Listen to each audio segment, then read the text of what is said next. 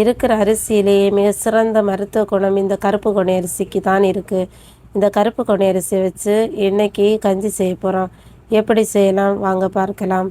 கருப்பு கவுனி அரிசி 1 கப் 200 கிராம், கருப்பு உளுந்து 50 கிராம். இது ரெண்டையும் நன்றாக 3 வேளை கழுவி ஒரு பாத்திரத்தில் நம்ம ஊற வைக்க போகிறோம். இது 5 மணி நேரம் ஊறட்டும். அதுக்கு பிறகு இந்த ஊறின அரிசியை கூட 2 பல் பூண்டு, 1 டீஸ்பூன் வெந்தயம், 10 நறுக்கின சின்ன வெங்காயம், 1 டீஸ்பூன் ஜீரகம் போட்டு ஸ்டவ்வில் ஆன் பண்ணி அதில் வைத்து கொதி வந்ததும் அதை சிம்மில் வைத்து அரை மணிக்கூர் வேக வைக்க வேண்டும்.